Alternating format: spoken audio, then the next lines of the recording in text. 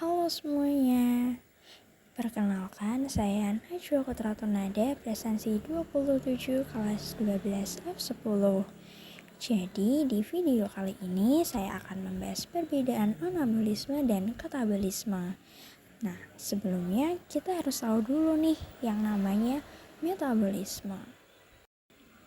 Metabolisme adalah proses kimia yang terjadi di dalam sel tubuh untuk mengubah makanan dan minuman menjadi energi. Metabolisme dibagi menjadi dua, yaitu anabolisme dan katabolisme. Yuk kita bahas satu-satu. Anabolisme.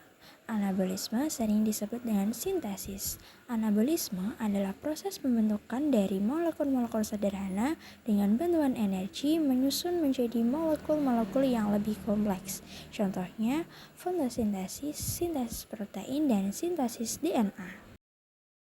Selanjutnya adalah katabolisme. Katabolisme sering disebut juga dengan penguraian. Katabolisme adalah penguraian dari molekul-molekul kompleks atau disebut juga makromolekul menjadi molekul-molekul yang lebih sederhana untuk mendapatkan energi. Contohnya, proses pencernaan makanan, glikolisis, dan respirasi. Nah, dari penjelasan tadi udah kelihatan kan perbedaannya? Yuk kita bahas lebih lanjut. Jadi, anabolisme dan katabolisme dapat dibedakan berdasarkan variabel pembedanya. Yang pertama ada hormon, kedua energi, ketiga bahan, keempat waktu berlangsungnya, kelima tempat berlangsungnya, keenam oksigen, dan yang terakhir hasil.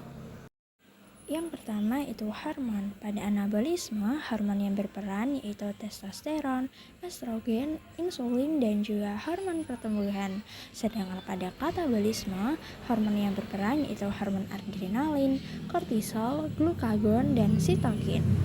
Yang kedua yaitu energi. Pada anabolisme membutuhkan energi, sedangkan pada katabolisme melepaskan energi.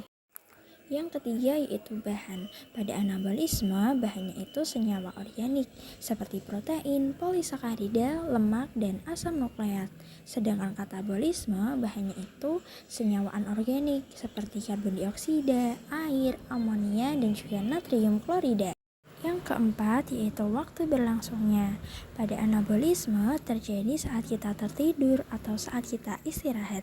Sedangkan katabolisme terjadi pada saat kita sedang aktif atau membutuhkan energi. Yang kelima yaitu tempat berlangsungnya. Anabolisme terjadi di klorofil atau kloroplas, sedangkan katabolisme terjadi di mitokondria. Yang keenam, oksigen. Anabolisme membutuhkan atau memerlukan oksigen, sedangkan katabolisme menghasilkan oksigen. Yang terakhir yaitu hasil. Anabolisme menghasilkan senyawa organik kompleks seperti C6H12O6, sedangkan katabolisme menghasilkan senyawa anorganik sederhana seperti CO2 plus H2O. Nah, dengan demikian dapat disimpulkan perbedaan anabolisme dan katabolisme dalam tabel berikut. Sekian materi yang dapat saya sampaikan. Mohon maaf apabila ada kesalahan. Terima kasih, semoga bermanfaat.